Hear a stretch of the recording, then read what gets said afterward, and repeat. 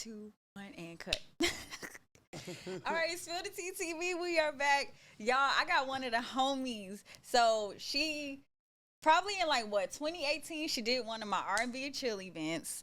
She's been performing everywhere, all over the city. She has a production company, and she's even advances in the tech space. And she's here to teach us a lot of things. So, Jamie, go ahead and introduce yourself. Pop your shit. Pop your shit. Hey, what's good? I'm Jamee Cornelia. You know what I'm saying? I'm out there in Lithonia. You feel me? And Or we can find you online. you can find me online on the internet. Jamee Cornelia, JameeCornelia. I'm sure there'll be something somewhere that says my name, but just in case, I like to spell it out because y'all can't spell. It's Jamee. Jamee, no I's, no Y's. No, just 2 E's. No eyes, no Y's. And if you want to find her, you can definitely find her on Twitter in the Twitter spaces. She's always there giving info on like the NFT space, always asking about how y'all feel about events and things like that. So where should we start? Because like I met you years ago, and you will always tell me how there's not a lot of spaces for not only queer people, but I guess like people who makes music, like a different type of music that's not necessarily trap music. Yeah, I think I discovered. I don't know. I think we've met each other through like Kodak. Either Kodak or 40, one of them. Yeah, it was probably Kodak, because Kodak found me randomly on the internet, and she had like a hip hop magazine, and I was on the cover and stuff, and that was a fun time. And I remember really appreciating your hustle and like how you operate and how y'all move in the city. And I throw a lot of events for myself because I would always have a hard time finding places that kind of catered to, I guess you would say, eclectic or what they call alternative rap now, kind of things. Whenever I was making stuff, and I'm thankful for people like you for giving like interesting sounding music a chance, because that's something I remember I used to struggle with super heavy. Now it's almost like you're almost weird to sound normal, like, right? Which is great for people who have been practicing their craft, sounding different, Who've been ahead of the time. Yeah, now you can put yourself out there in new interesting ways. Okay, now let's start with, because you were featured on an NPR website. You got my involvement in the production company. You got Art School Dropout. So, okay, Art School Dropout, let's start with that. How has that been different from some of your previous releases? If we talk about on the artistic level, Art School Dropout, I feel like was the first project I went and each song I made for a specific, that's a weed cough, not the other cough. So Art School Dropout was the first project I had where I thought about all of my audience. So I made something on there for every different type of person that I've come accustomed to seeing at my shows, or like seeing vibe with me online. Like, for example, Direct Deposit is specifically for like the drag community. Okay. Because I mean, first of all, you tip drag queens. If you know what I'm saying. Okay. When you go there, and the whole. I remember they're really the community. Honestly, them and a random Young Baby Tate repost was what like kind of elevated New Ringtone, which was my other song that was kind of about money. Okay. So then I was like, let me just like run that back and go a little bit more targeted. Okay. And Jazzy the rapper, I heard her I heard her at a 40 event, actually. I think I was filming a 40 event, and she went on. I was like, no, who's this? Right. Everybody's so cool. Hard. Who is this, though?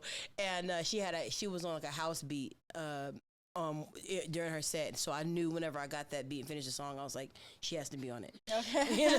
What other community of people you catered to on your project? I would say rock is more so for like my like punk rap kind of fans, like thrasher, like mosh pit type of people, and then like I have stuff like Routine, WIFM. It's just more like chill type of like rap.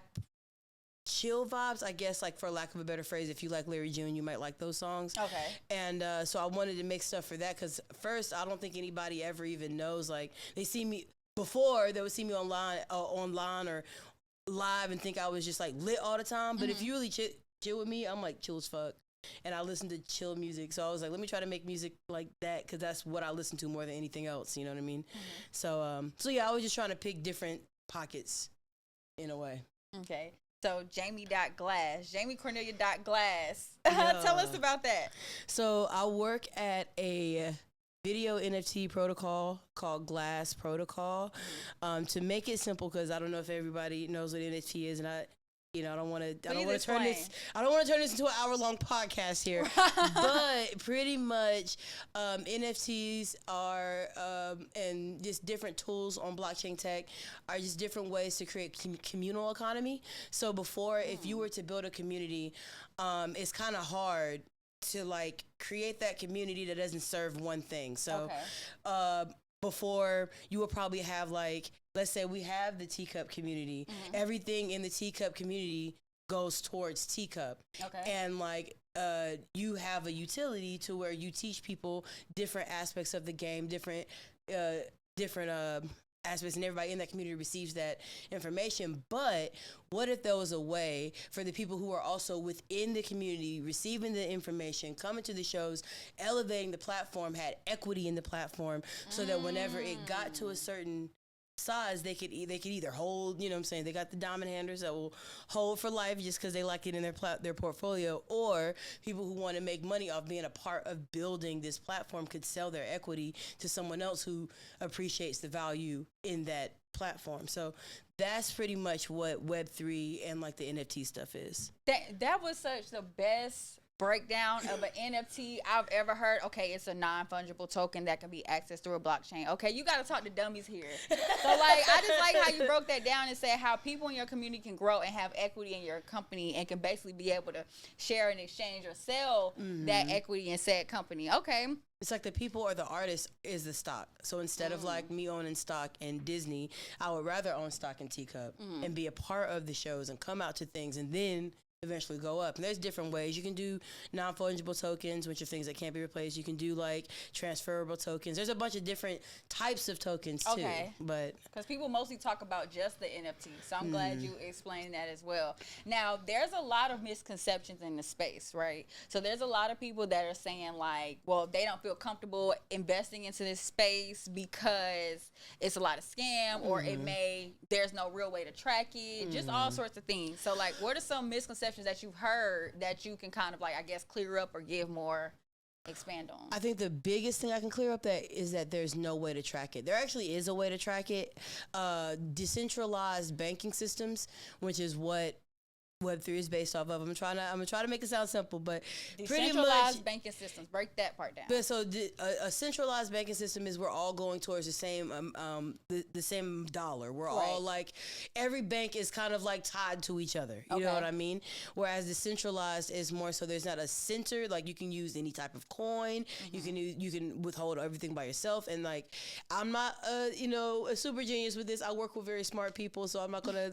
So don't clock me here, but you can easily track because all of your blockchain transactions are public. So I can see immediately if you scam me. Actually, it's actually harder for me to see if somebody scammed me on them. As we in Atlanta, so y'all know. Hey, y'all it's know. Actually harder for me to see who scammed me on a Cash App, a Venmo, or all of that stuff, because you can bounce stuff around. You can get these pieces that add up to here. With blockchain technology, everything kind of has to be legit and verified on the blockchain in order for it to go through. So it's really hard to scam if you understand the tech. The only reason why a lot of people feel like it's not easy to track, or maybe it's like the scammers usually win, is because people don't do the back end information, so they don't even know. Like, I know people who don't you can look at my wallet right now. Like, you can look at everything in my wallet right now to know if I'm telling the truth. Okay. Whereas, I can't look at you can tell me right now, like, you can start I just made $10,000 on da-da-da-da-da, and I have to believe you. Because I can't look at your banking information. But if I were to tell you I made, I watched one of my clients make 30 bands, my video clients on 30 bands on one music video. You can actually go to her thing and actually see she made 30 bands on one. You know what I'm saying? Like, it's not a lot. Cut the cap.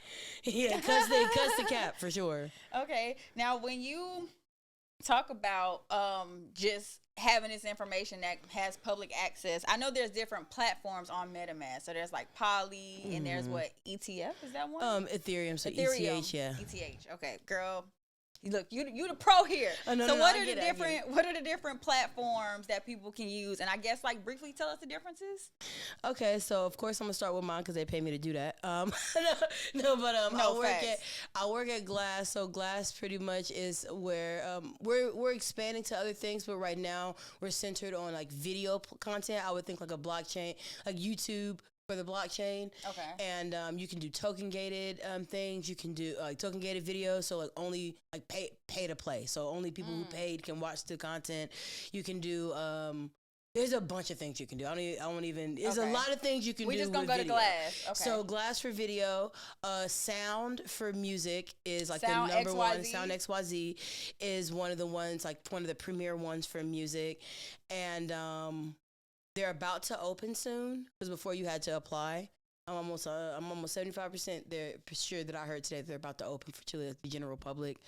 Another place you can go for like blockchain social media, so you can monetize your posts, you can monetize your your social content is Lens or Lenster.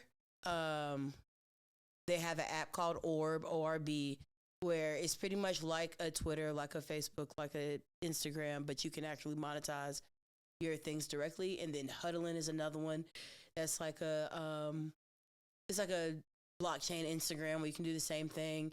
As far as like the coins that you're in reference to, I personally prefer Ethereum or Tezos, but people like Solana.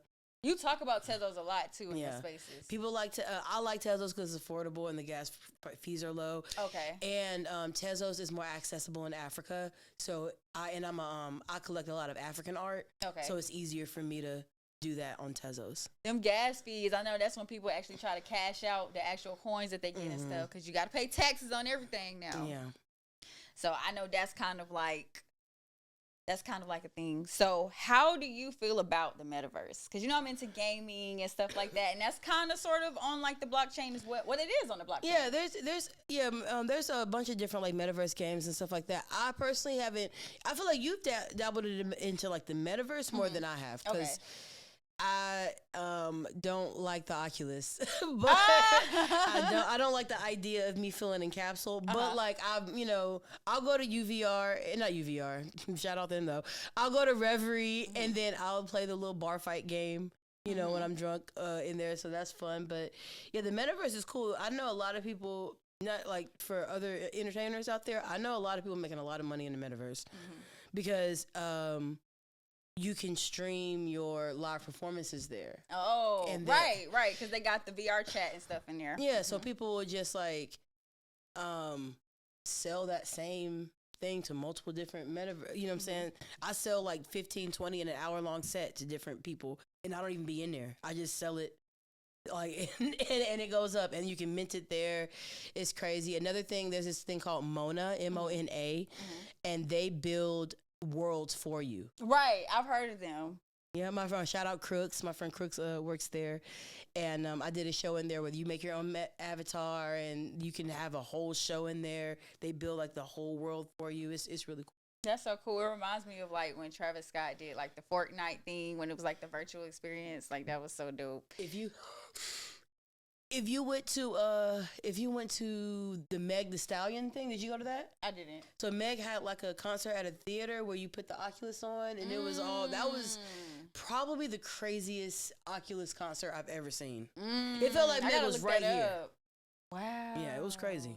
I got to see that one. Now, I was so you seem to be knowledgeable of AI. So AI is kind of what we need to look for in the future. So a lot of people kind of run from AI. They're kind of like, oh no, AI is taking our jobs and things like that. But I was watching this this marketing documentary with Neil Patel. I don't know if you know about him, but he basically was saying, like, don't be afraid of AI, kind of embrace it, because AI won't take away from the creative thought or the idea or the plan, but AI is just kind of like to execute or to get the job done at a quicker pace rather than hiring or outsourcing. So I made like a post about ChatGPT, and you commented and you said, you mentioned GPT Midjourney. So if you want to kind of like tell us about that a little bit, or like I guess why you kind of endorsed it. Okay, so ChatGPT, I use that to come up with like roadmaps, plans. Like sometimes I can give it ideas of things, and it'll like tell me exactly. Like I use ChatGPT for a lot of things. A lot of companies do now, actually. Right.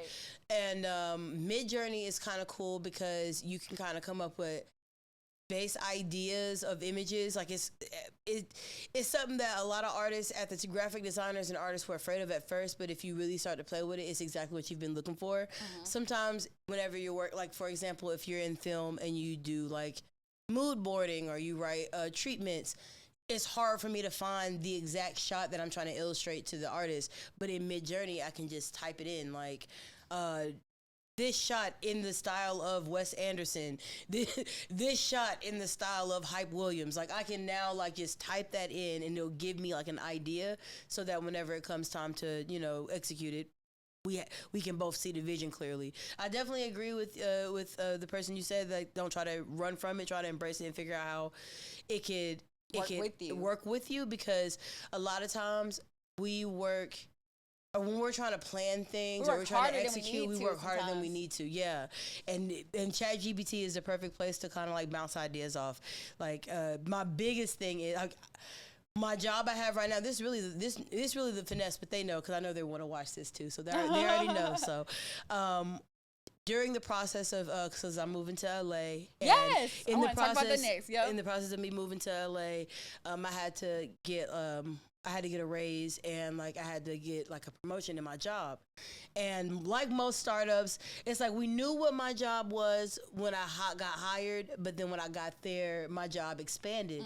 And it was like we couldn't find a direct definition of what I do. So I literally just typed in what are deliverables for a artist, somebody who works in artist relations or artist relations position for a video NFT company, and it literally wrote out everything that I should be expected to do in ChatGPT, and I used that to write the proposal for my raise.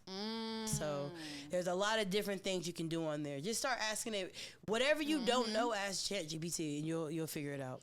Literally in the post I made, it was like how to make an artist marketing plan, and it basically written it all out for you. Gave you about 8 different steps, told you where to go. I asked it before I even asked it how to make an ebook, because that's something that I'm going to launch pretty soon. So it said, okay, well, go to Amazon KDP, you do this, you do that. It literally listed all the steps. You were moving to LA. Yeah. We kind of talked about it briefly because I was asking if you were coming back, and you made a comment about, well, Atlanta's kind of not Atlanta. So, like, you could tell us about the move and, like, why you feel like Atlanta's kind of not really Atlanta no more. So, whenever everybody in Web3, because that's kind of where Web3 is kind of really popping right now, is in LA. And when my job ended up moving out there, everyone was like, yeah, you just got to come out here. You just got to, and my job, then they were like, also like, yeah, so everybody wants me to come out there. I really didn't want to come out there because I love Atlanta for real. You know what I'm saying? Like in Web3, I'm the one that's like, you're the go-to person here. Finding whoever else is, anytime I find anyone else that's in Web3, I try to like shout out Zan, shout out Soleil, shout out, I can't think of cinematographer something. He's really dope though. He works with somebody who does grills. But anytime I find anybody in Web3, I run to them and try to figure it out so we can finally have that kind of scene here. Right. But if I gotta go and if they paying, I'm staying. You feel me? No, but I feel you. when in the decision process, aside from like getting the raise, a big decision of it was like, well, I love Atlanta, but then I looked around and I was like, Atlanta's not really Atlanta to me no more. You know what I'm saying? I feel like it's definitely like I feel like we're in a rebuilding phase after the COVID, because I mean, I just feel like all the spots that we used to frequent don't exist anymore, and then all the people that we used to kind of depend on to make Atlanta can't make Atlanta anymore. So I don't know. I was like, I kind of don't feel like Atlanta is really the same. And I'm from, we're from here, so it's like, So I don't know. Atlanta just doesn't feel like Atlanta to me right now. I feel like it's in some kind of phase. I feel like we're in some kind of transition period, and I can't wait to see like fresh energy and like people who built foundation kind of coming together. Because right now it just feels like a bunch of pockets. It does. I'm so glad you said that. It does feel like a lot of pockets. And it feels like there's so many new things coming here that it's kind of overwhelming at the same time, because it's kind of like what, like you said, all the places we used to go, all the things we used to do, we don't do them no more. And you kind of don't have to, because now there's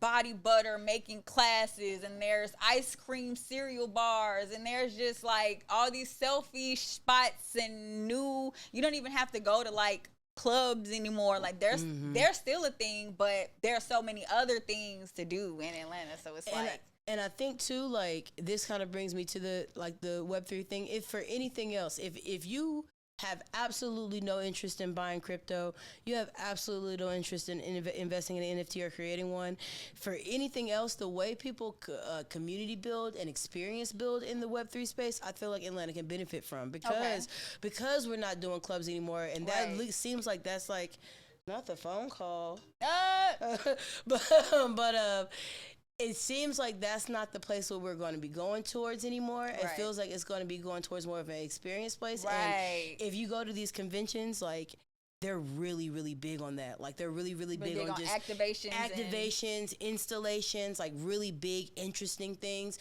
And I think that artists that are dabbling in both, we call it Web 2.5. Artists that are like dabbling in both Web 2 and Web 3. I think Zan's recent party was a good example to where it felt like him and his A&R team, shout out to Katara too, got Web 3 sponsors and Web 2 sponsors, and did things to where it was enjoyable for the Web 2 audience that gave no fuck and just wanted to hear their friend perform, and then the Web 3 audience that was like online wanting to support but didn't live in Atlanta. And then also, like, shout out Tribly and Span, because they created we actually did this at my art school dropout release party too, but Span is kind of working on this really cool merch table that infuses like Web 2 and Web 3, because you're going to go to a concert, and like, if you're one of those people that support, you're going to want to buy a t-shirt or a sticker or something anyway. Might as well make it on chain. And now whenever you support that, you also get access to like secret tracks that don't exist, or that don't exist on regular streaming, or like secret it's the release portal, like not the release portal, the rewards portal. So you get access to this artist rewards portal forever, just for supporting at that one show. So I don't know, Atlanta is so much potential here that I feel like if I just go to LA and learn the sauce and then come back, that's just what we got to do now, because you know, we the ones for real. We the ones to push it forward for real. So, do you got anything else you want to share with us? Anything coming up? If not, pop your stuff and let them know where to find you, where they can keep up with your Twitter Spaces. Oh, for sure. I definitely want to, you know what I'm saying, shout out to, Glass, because we're working really, really hard. We're a strong 6-person team making this happen. So check out glass.xyz to get your Glass Pass. And like, and if you have a hard time with that, or don't understand it, or don't know why the fuck you even want one, you can tap in with me, Jamee Cornelia. I'm at Jamee Cornelia everywhere, and it should pop up, and we could chop it up. I'm also, just because I'm moving doesn't mean I'm, not coming back type shit. Like, I'm trying to work with this other company in Atlanta on like lunch and learns or something, but I just don't want them to be boring. That's my big thing. It's just I don't like boring things. But I like how this wasn't boring at all. This was just like the perfect breakdown. You simplified everything, like you said, not an hour-long podcast. So and other than that, if I'm popping my, you know what I'm saying, letting y'all know, you feel me, like, Art School Dropout, streaming everywhere. We're at like 35K streams on Spotify, like. I ain't, what I'm saying, come a little, strong on that. And it's really cool. It features some really dope artists in the city. Shout out Caleb Like Salem. Shout out Meraki and Noir. Dizzy is like probably like the biggest song. And Trevi, we're on Potential. That's probably like the biggest song on my project. So, that's about it. Yes, and y'all make sure y'all holler at my girl. She's really open to answering a lot of questions that y'all have about the blockchain space. And y'all make sure to follow me, Teacup, TEAACUP_.